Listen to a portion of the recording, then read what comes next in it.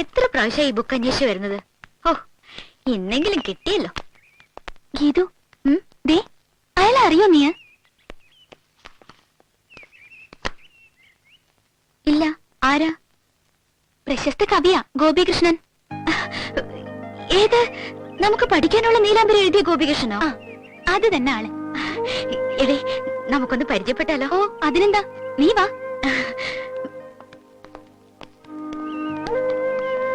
ഞങ്ങള് സാറിനൊന്ന് പരിചയപ്പെടാൻ വന്നതാ. എന്നെയോ? അതെ, കവിതകൾ എഴുതുന്ന ഗോപികൃഷ്ണൻ സാറല്ലേ? അതെ. സാറിന്റെ നീലാംബരി എന്ന കവിത ഞങ്ങൾക്ക് പഠിക്കാനുണ്ട്. അതെയോ? ഞാൻ ചന്ദ്രലേഖ, ഇത് ഗീതാഞ്ജലി മേനോൻ. ഗീതാഞ്ജലി മേനോൻ. അതെ. A rare name. പേരിനൊരു നോർത്ത് ഇന്ത്യൻ ടച്ച് ഉണ്ട്. കുട്ടിയുടെ ആരെങ്കിലും നോർത്ത് ഇന്ത്യയിലുണ്ടോ? ഉണ്ട്. അച്ഛൻ ഡൽഹിയിലാ. ആ, അപ്പൊ എന്റെ ഊഹം ശരിയായല്ലോ. സാധാരണ കേരളത്തിലെ പെൺകുട്ടികൾക്ക് ഇത്തരം പേരുണ്ടാവാറില്ല. ഞാൻ അതുകൊണ്ട് പറഞ്ഞതേ ഉള്ളൂ. ഈ കുട്ടിയും കവിത എഴുതും. ആഹാ, ഗുഡ്. കവിത വല്ലതും പ്രസിദ്ധീകരിച്ചിട്ടുണ്ടോ? അങ്ങനെ കവിത എന്നൊന്നും പറയാൻ പറ്റില്ല. 2-3 കുട്ടികളുടെ വാരികയിൽ വന്നിട്ടുണ്ട്.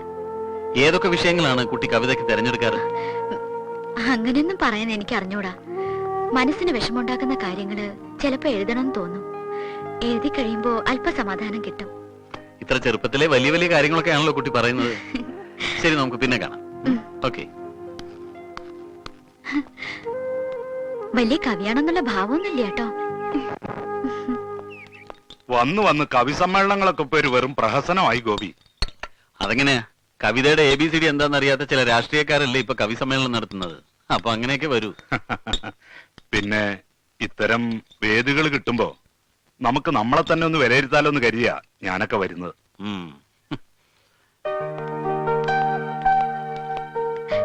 ഒരു മിനിറ്റ് സർ, നമസ്കാരം. ഗീതാഞ്ജലിയോ? ആ, ബാലന് ഞാനൊരു കവിയെ പരിചയപ്പെടുത്തട്ടെ. കവിയോ? ആ, ഞാൻ വെറുതെ പറഞ്ഞല്ല ബാല, ഈ കുട്ടി വലിയൊരു എഴുത്തുകാരിയാവും. കുട്ടിക്ക് മനസ്സിലായോ ഇതാരാന്ന്? ഇല്ല സർ. ബാലചന്ദ്രൻ ചുള്ളിക്കാട്. സർ, നമസ്കാരം. ഏതാ ഗോപി ഈ കുട്ടി? ഇതാണ് ഗീതാഞ്ജലി മേനോൻ. ആ, ഒന്ന് തെളിച്ചു പറ, എന്നിട്ട് വെറുതെ വട്ടം കറക്കാതെ. എന്റെ 1-2 കുട്ടി കവിതകൾ ബാലഭൂമിയിൽ വന്നിട്ടുണ്ട്. അതുകൊണ്ടാ ഗോപി സാറിനെ കളിയാക്കണേ. കുട്ടി എവിടത്തെയാ? തെക്കേപ്പാട്ടെ. തെക്കേപ്പാട്ടെന്ന് പറയുമ്പോ മരിച്ചുപോയ രാവുണ്ണി മേനോന്റെ അമ്മയുടെ അമ്മാവനാ രാവുണ്ണി മേനോൻ. അങ്ങനെ വരട്ടെ, വെറുതെ അല്ല കുട്ടിക്ക് കവിതാ കമ്പം കിട്ടിയത്. എടോ ഗോപി, ഈ തെക്കേപ്പാട്ട് രാവുണ്ണി മേനോൻ എന്ന് പറഞ്ഞ വലിയൊരു കവിതാസ്വാദകനായിരുന്നു. തെക്കേപ്പാട്ടില്ലത്ത് കവി സമ്മേളനം നടക്കുമ്പോ ഞാൻ ധാരാളം ഈ രാവുണ്ണി മേനെ കണ്ടിട്ടുണ്ട്. അതെയോ? എടോ ഗോപി, ബസ്സിന് സമയമായി, ഞാൻ പോട്ടെ. ഓ ശരി.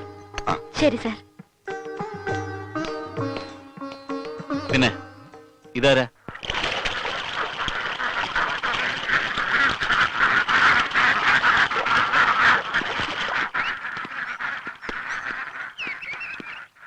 ഗീതു, ദീനിന്റെ കവി പോന്നു.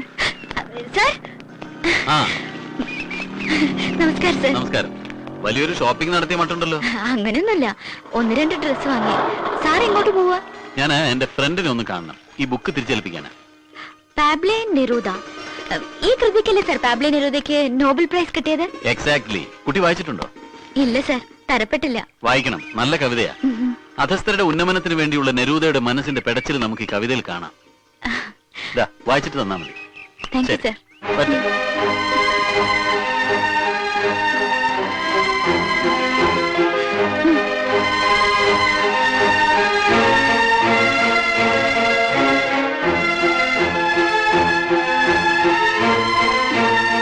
പിന്നെ നീ ലൈറ്റ് ഓഫ് ചെയ്യുന്നുണ്ടോ? എനിക്കൊന്ന് ഉറങ്ങണം. എടി, ഒരു 5 മിനിറ്റ് കൂടി. ദേ, ഇത് 3-ാമത്തെ 5 മിനിറ്റാ. മതി, ലൈറ്റ് ഓഫ് ചെയ്തേ. നാളെ കവിതയുടെ എക്സാം ഒന്നും ഇല്ലല്ലോ. ഒരു കലാവാസന ഇല്ലാത്ത പെണ്ണാ നീ. ഉവ്വ്, നീ തന്നെ അത് പറയണടി. ഈ ഗോപികൃഷ്ണനെ നിനക്ക് പരിചയപ്പെടുത്തിയത് ഞാനല്ലേ? ഗോപികൃഷ്ണൻ സാറിനെ കുറിച്ച് നിന്റെ അഭിപ്രായം എന്താ? ഓ, എനിക്ക് ഇവന്മാരെ കുറിച്ച് നല്ല അഭിപ്രായമൊന്നുമില്ല. എന്താ അന്തസ്സുള്ള പെരുമാറ്റ സാറിന്റേതല്ലേ? ഗീതു, എന്താ ഒരു സ്പെല്ലിംഗ് മിസ്റ്റേക്ക്? സ്പെല്ലിംഗ് മിസ്റ്റേക്കോ? എനിക്കോ? വേണ്ടാട്ടോ, ആവശ്യമില്ലാത്തതൊന്നും മനസ്സിൽ കുത്തി നിറയ്ക്കണ്ട. നീ എന്തുദ്ദേശിച്ചായി പറയണേ? അതേടി, ഈ കലാകാരന്മാരെ ഒന്നും സ്നേഹിക്കാൻ കൊള്ളില്ല കേട്ടോ. ആര് പറഞ്ഞു സ്നേഹിക്കുന്നെന്ന്? ഇല്ലെങ്കിൽ നിനക്ക് കൊള്ളാം.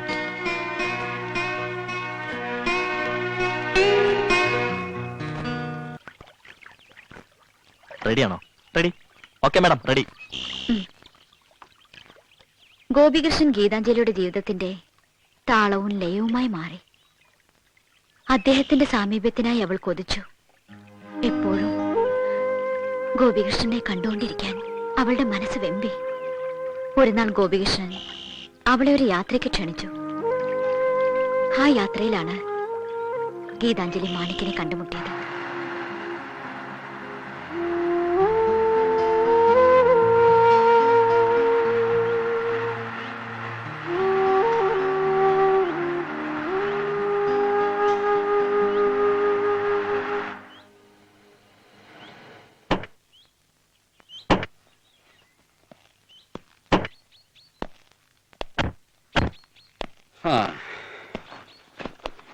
വാ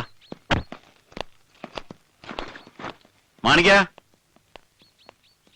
ഇവനിത് എവിടെ പോയി കിടക്കുക? അകത്ത് കിടന്ന് ഉറങ്ങുന്നുണ്ടാവും, ഞാൻ വിളിക്കാം. മാണിക്ക, മാണിക്ക.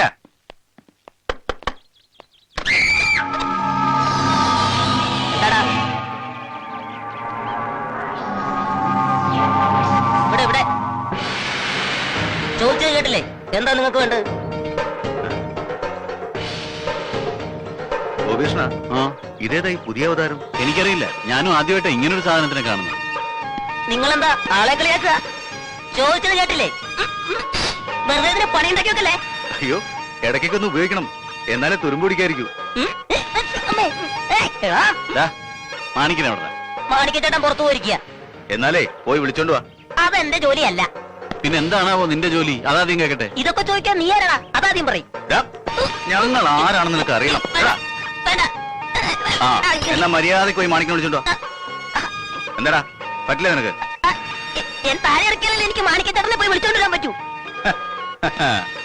ആ, ഇത് കയ്യിൽ വെച്ചോ, പോകുന്ന വഴിക്ക് വല്ല ആവശ്യം വന്ന് ഉപയോഗിക്കാം. നിന്ന് സമയം കളയാതെ പോയി മാണിക്കിനെ വിളിച്ചോണ്ട് വാടാ. ആര് വന്നൊന്ന് പറയണം. ഒറ്റ ചവിട്ട് വെച്ചോണ്ടല്ലോ, പന്ത് പോലെ ഉണ്ട് പോവും. പോയി പറഞ്ഞിട്ട് വാടാ. പേടിപ്പിക്കാൻ നോക്കല്ലേ? ഇവനെ മാണിക്കച്ചേട്ടൻ നിന്നൊക്കെ കാണിച്ചിടാടാ. അപ്പൊ നിങ്ങളിനി തിങ്കളാഴ്ച മടങ്ങുന്നുള്ളൂ അല്ലേ? ഇപ്പോഴത്തെ തീരുമാനം അങ്ങനെയാ. ആരാരോ ആരിരാരോ അച്ഛന്റെ മോൻ. സാറുമാരായിരുന്നോ? ഇവൻ എന്നെ പേടിപ്പിച്ചു കളഞ്ഞു. ഇതേതാടാ ഈ പുതിയ സാധനം? ഇതോ സെക്യൂരിറ്റി ഗാർഡിന്റെ സാമ്പിൾ ടിന്ന്. രാത്രിയിൽ ചില തേങ്ങ മോഷണക്കാരൊക്കെ ഇറങ്ങിണ്ടേ, അവരെ പിടിക്കാൻ വേണ്ടിട്ടാ. പറ്റിയ ആള് തന്നെ. വല്ല മണ്ടരി ബാധിച്ച തേങ്ങയാണെന്ന് കരുതി ആ കള്ളന്മാരെടുത്ത് വലിച്ചെറിയാതിരുന്നാ ഭാഗ്യം. ഇവൻ എത്ര ഉള്ളെങ്കിലും ആള് ജഗജഗ ഇല്ലാടിയാ. ഇവൻ ഇവിടെ വന്നതിന് ശേഷം ഒരൊറ്റ തേങ്ങ പോലും കളവ് പോയിട്ടില്ല. എന്നാ പിന്നെ ഇവൻ തന്നെ ആയിരിക്കും മുമ്പ് മോഷണം നടത്തിയിട്ടുണ്ടാവുക. വേണ്ട. സാറൊരു മുന്നറിയിപ്പില്ലാതെ. ഹൈ, ഇതിനിടയ്ക്ക് ഗോപി സാറ് കല്യാണം കഴിച്ചോ? നിന്നോട് പറയാതെ ഞാൻ കല്യാണം കഴിക്കൂടാ മാണിക്ക. എന്നാ പിന്നെ രാജേന്ദ്രൻ സാറിന്റെ. അയ്യോ, എനിക്ക് ഈ രക്തത്തിൽ ഒരു പങ്കുമില്ല. നമ്മൾ വെറും ഒരു സാരഥിയാണേ. പിന്നെ താരാ? അതൊക്കെ പിന്നെ പറയാടാ. നീ ആദ്യം ആ വണ്ടിന്ന് പെട്ടിയൊക്കെ എടുത്ത് മുറിയിൽ അതായിരിക്കും നല്ലത്. പോകുമ്പതായി പൊടിക്കുപ്പി എടുത്തോണ്ട് പോ. നീ ആ കത്തിയെടുത്ത് ഉറലിക്കിട്ടെ, അല്ലെ നിന്നെടുത്ത് അലിക്കിട്ട് ഞാൻ. എന്നാ പിന്നെ ഞാനും ഇറങ്ങാം. എന്താവശ്യം ഉണ്ടെങ്കിലും എന്നെ അറിയിക്കണം. ദുരഭിമാനമൊന്നും വേണ്ട കേട്ടോ. സുഹൃത്താണെന്ന് കരുതി ബുദ്ധിമുട്ടിക്കുന്നതിനും ഇല്ലടോ ഒരു പരിധിയൊക്കെ. ഇപ്പൊ തന്നെ തന്റെ തിരക്കൊക്കെ മാറ്റി വെച്ചിട്ടില്ലേ താൻ ഇവിടം വരെ ഞങ്ങളെ കൊണ്ട് വിട്ടത്. അത് തന്നെ വലിയ ഉപകാരം. അതൊക്കെ പോട്ടെ. ഏതായാലും കവിത രചിക്കാൻ പറ്റിയ മൂടായിരിക്കും. നടക്കട്ടെ. All the best. Thank you. പോട്ടെ. ഈ രാജേന്ദ്രൻ ആളൊരു കുറുക്കനാ.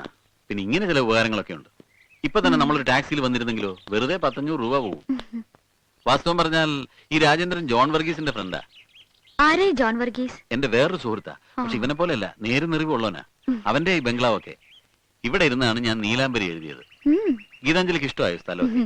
നല്ല സ്ഥല. ഇവിടെ വേറെ ആരും ഇല്ല. ജോൺ ഹയർ സ്റ്റഡീസിന് സ്റ്റേറ്റ്സിലാ. ഈ വീട്ടിലെല്ലാ സ്വാതന്ത്ര്യവും എനിക്ക് തന്നിട്ടാണ് അവൻ പോയത്. അല്ല, യാത്രയൊക്കെ കഴിഞ്ഞ് വന്നതല്ലേ, നല്ല ക്ഷീണം ഉണ്ടാവും. ഒന്ന് ഫ്രഷ് ആയിക്കോളൂ.